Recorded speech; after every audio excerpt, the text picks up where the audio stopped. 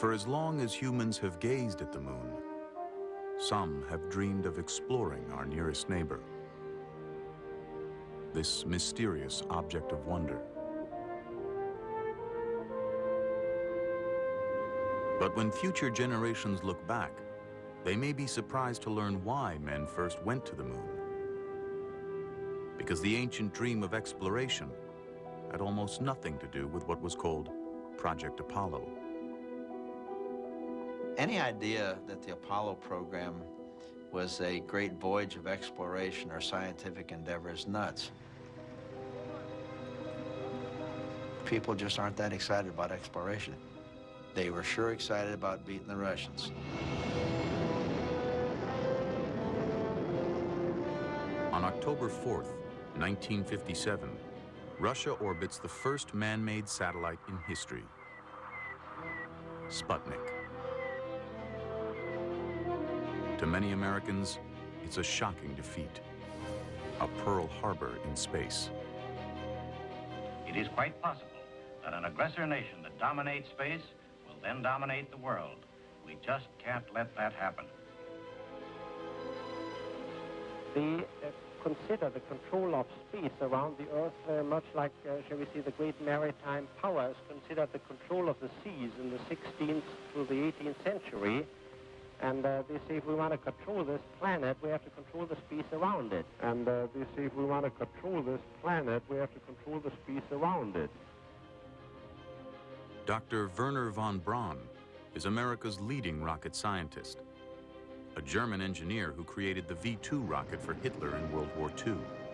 He now works for the U.S. Army. For years, von Braun has dreamed of exploring space. Thanks to the Russians, they'll get the chance.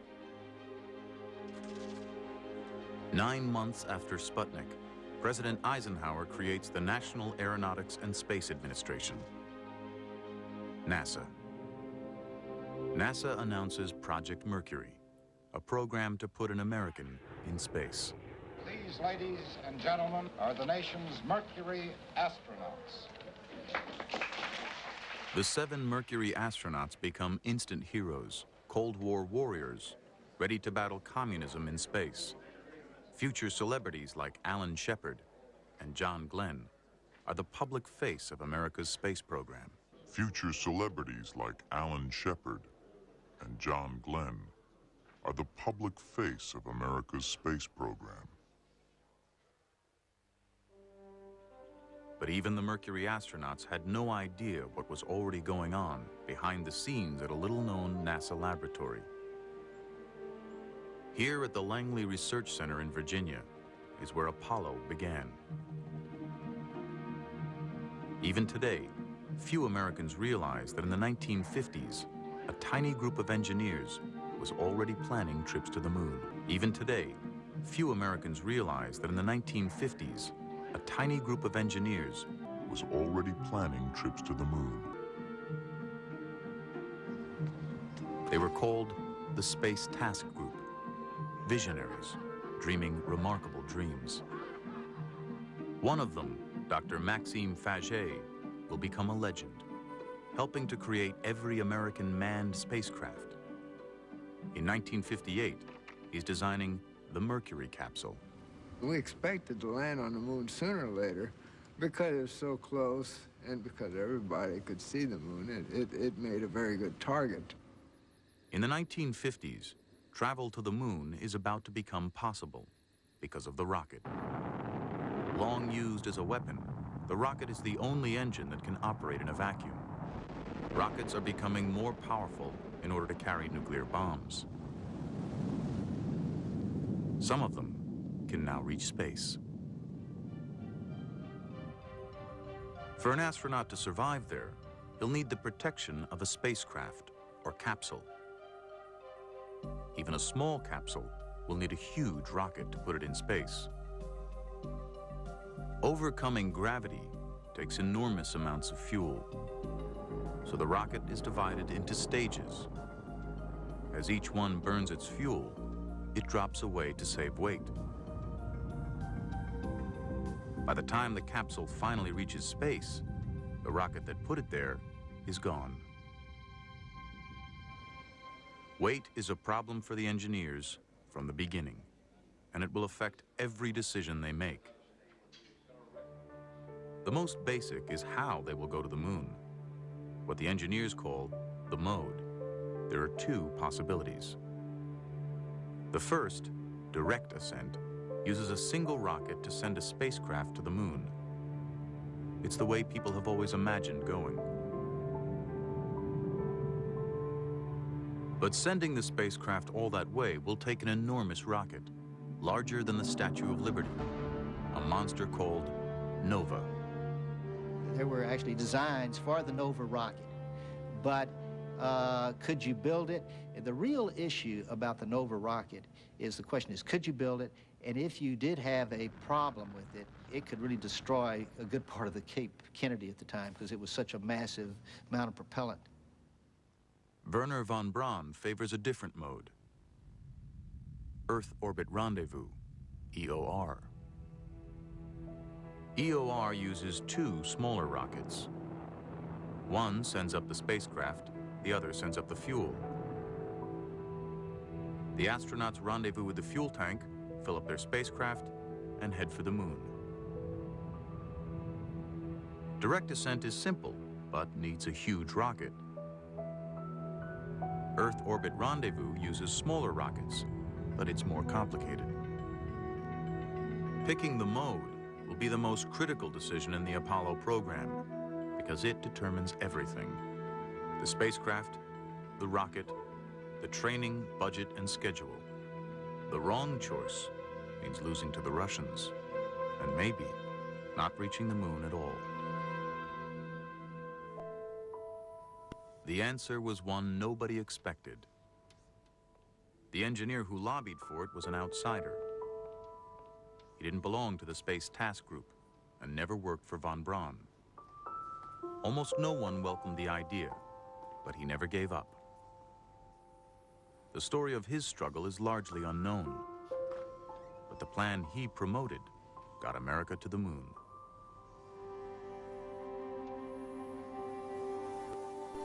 His name is Dr. John Hobolt. In 1959, he's adamant both modes, direct and Earth Orbit Rendezvous, will fail because the spacecraft needed to land on the moon is much too large. It was a vehicle about the size of an Atlas. Down at the Cape, it takes 3,000 men, a launch pad, and a launch facilities to get an Atlas off the ground from the Earth. They were going to land something the size of an Atlas on the moon backwards with no help whatsoever. I thought that was preposterous. 14 million. Hobolt suggests not taking the main spacecraft down to the moon at all. Instead, the astronauts will use a separate lander, a small taxi or bug. One time we called it the Lunar Excursion Vehicle, sometimes we called it the bug, sometimes we called it the Lunar Schooner. But the idea was that we go there, we go into orbit around the moon, then make a decision to land, so we would land with the small lander, but keep the command module in orbit. He was the lonely vigil observing everything. After we explored, we'd take off again, ascend, make the rendezvous again with the command module, dispense with the lander because it's done its job, and then we'd return to Earth in a very normal way. This is Lunar Orbit Rendezvous, LOR. By using a separate lander and not taking the mothership down to the moon, LOR saves fuel and weight. Hobolt promises LOR can get America to the moon with one rocket, and it won't have to be the huge Nova. But the astronaut's safe return depends on rendezvous, something no one's ever done, even around the Earth. Hobolt's plan requires that rendezvous work perfectly at the moon. To almost everyone, that seems insane. Well, when I first heard about Lunar Orbit Rendezvous, I said, my gosh, we don't even know how to rendezvous in Earth orbit yet. Now, how are we going to be able to assure ourselves that we could get the two vehicles together in orbit and dock together at the moon? That seemed like a very chancy thing. I remember expressions like, this is the most ridiculous thing I've ever heard of, the most unsafe thing. How could anybody go up there and land in the Rendezvous 250,000 miles away. John Hobolt goes on a crusade for LOR, making presentation after presentation. Though he did not invent the idea alone, Hobolt has become its main advocate, and he's beginning to annoy some powerful critics, like Max Faget. Well, Hobolt was a rather pushy guy, there's no doubt about it. There were a lot of people who had their minds made up that we already knew how we were going to do it. And he had considerable discussion and argument, some of it pretty heated. At a meeting here in headquarters, Max Fischer got up on that table and pounded, and he says, "Don't you listen to him, don't listen, his figures lie, his figures lie." We had this little discussion going, which personalities got involved. To some degree, that he was crucified that day, chastised. The system was considered to be risky, unsafe. By April 1961, John Hobolt has been pushing LOR for 2 years and getting nowhere. But he's about to get some help from an unexpected source.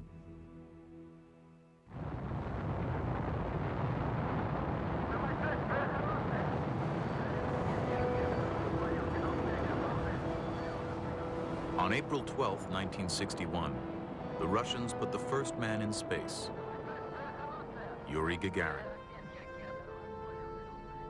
It's the worst defeat for America's space program since Sputnik. And it puts the pressure on a young president who's only been in office 12 weeks. President, don't you agree we should try to get to the moon before the Russians if we can? If we can get to the moon before the Russians, we should. And isn't it your responsibility to apply the vigorous leadership to spark up this program? When you say spark up the program, we first have to make a judgment based on the best information we can get whether we can be ahead of the Russians to the moon. We're now talking about a program which may be, which are many years away. The Saturn is still on a 40-hour week, isn't it, Mr. President? Saturn is still going to put us well behind. 2 days after Gagarin's flight, Kennedy has White House counsel Theodore Sorensen ask NASA what space project might beat the Russians. Their answer is a moon landing. Can we be the first to do that? Can we beat the Russians to that? They said, yes, that is sufficiently far off that the U.S. could probably, if it started now, have a chance of beating the Russians to that. That I knew Kennedy would be interested in hearing. Sorensen reports to Kennedy. In Sorensen's mind, it is the decisive moment. And he said, I think we ought to try for the moon. There are a lot of tough things we've got to figure out first, but I think that would be the way to do it, if we can do it. But not everyone agrees. Members of a committee led by Jerome Wiesner of MIT are against going to the moon, or even putting a man in space at all. Their secret report warns that the death of an astronaut could seriously embarrass Kennedy.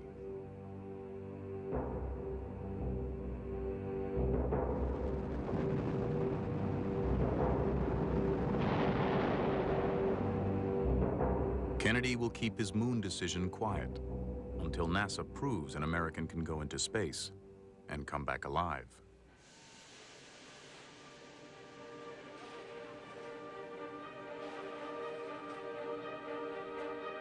That man will be Alan Shepard. Unlike Gagarin, Shepard's flight will be shown on live television. If he dies, the whole world will witness it. An accident on the very first flight would cast a long shadow over the U.S. space program. Once again, hearts are beating faster and people are tensing. The signs of the final minutes of countdown. 10, 9, 8, 7, 6, 5, 4, 3, 2, 1. Ignition. Lift off. Lift off. Fire underneath the bird, and she's lifting clean. Ice coming off that redstone. You can hear the roar now. She's going up, bright flame underneath the rocket. And the rocket is going up straight. She's climbing straight. He's pulling G.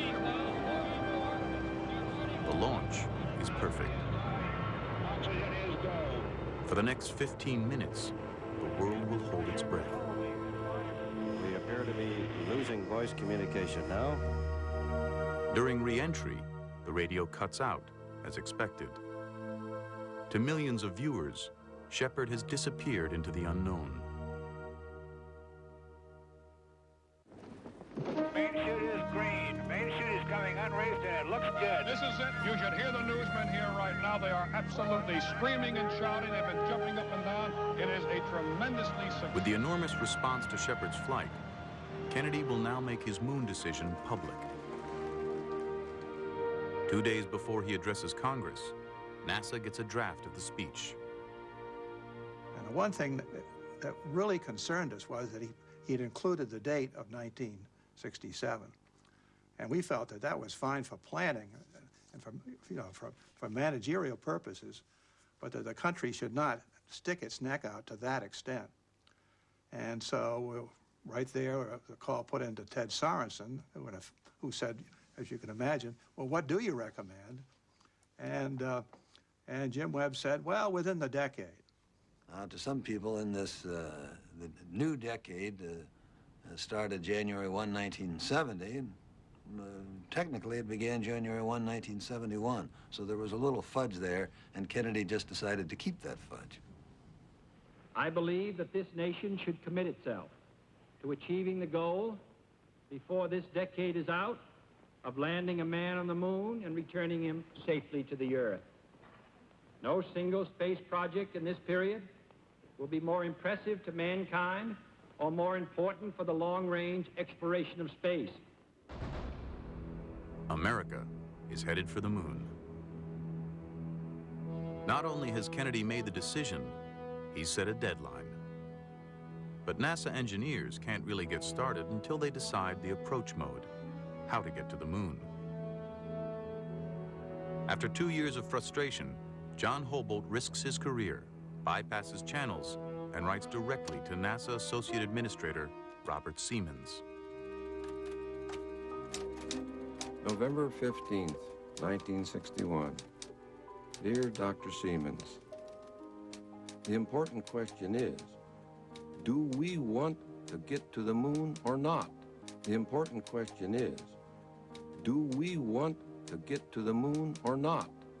I'm simply trying to establish that our LOR scheme deserves a parallel frontline position.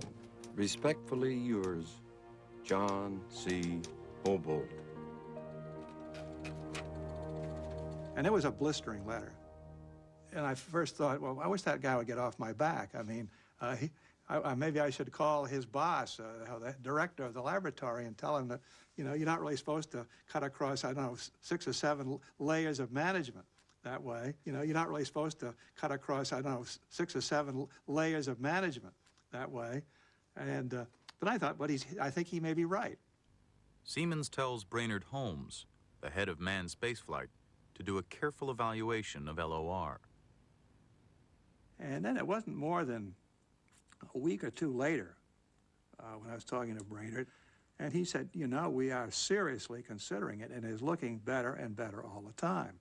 I tell you, within a month and a half's time, they were touting the virtue of Lunar Rendezvous by the November timeframe of 1961. But I think even though they accepted Lunar Rendezvous, they didn't accept Hobolt.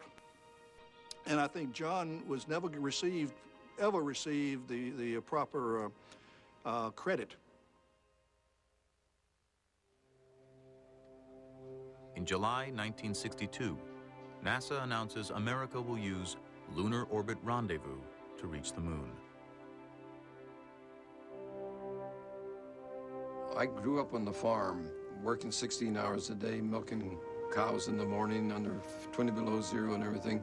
And to me, to know that I've been involved with one of our greatest achievements of mankind, I feel rather special about that.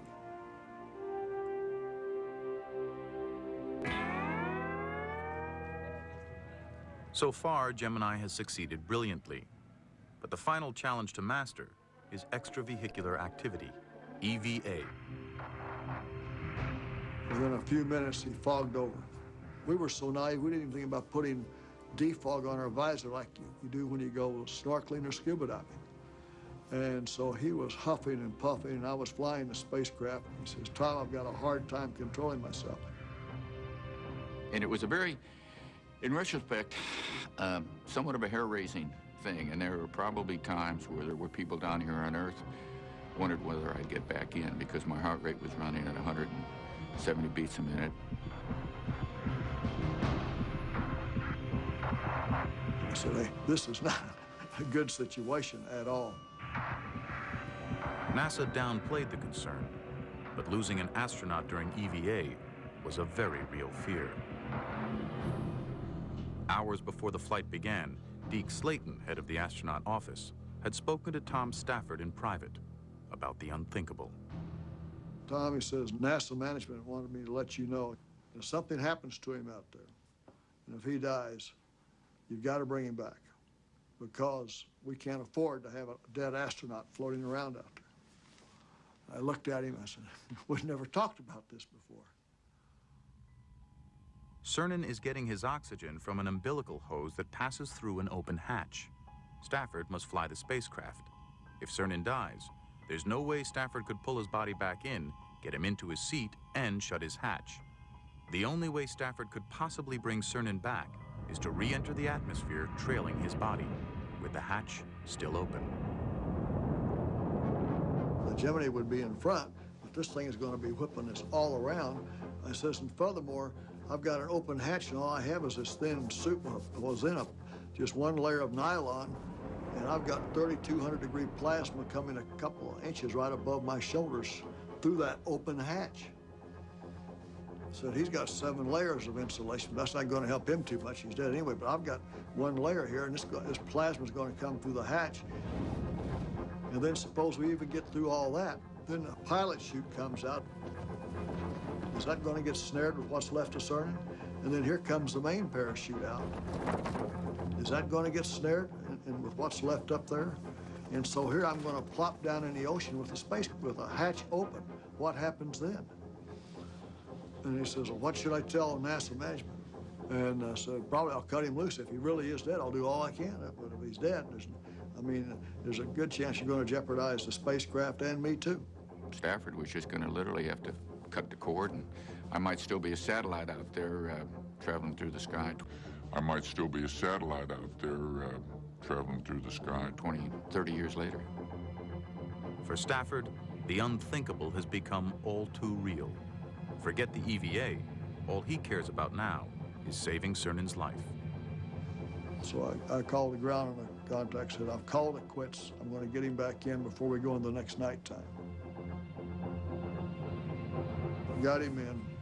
Finally, he just couldn't hardly move. And then when he opened his visor, he was absolutely pink, like he'd been in a sauna about an hour too long.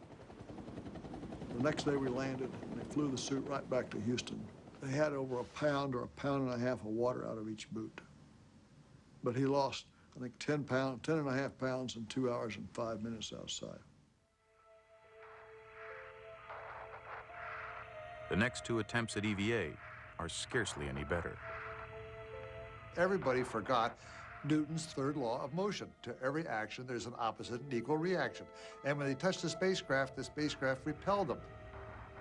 As engineers, we started saying, look, we've had 3 missions where the EVAs didn't go well. What was wrong? Then we had a science advisory team step in and say, look, your entire principles of EVA are wrong. How you train, how you prepare the crew, the kinds of tools and instruments that you use. For the next attempt, the capsule will be equipped with special handholds and footholds to anchor the spacewalker in place. But the biggest improvement is neutral buoyancy training, practicing underwater, the closest environment on Earth to weightlessness. On the final Gemini flight, the new training and tools make all the difference. What has been nearly impossible is now easy for astronaut Buzz Aldrin. I felt that it was a piece of cake outside, just moving very slowly. There was no challenge. Certain things come naturally. You decide that you're going to move in a certain way and you need leverage, So you just don't allow yourself to get out of position. And you know, it just takes a little bit of patience and understanding.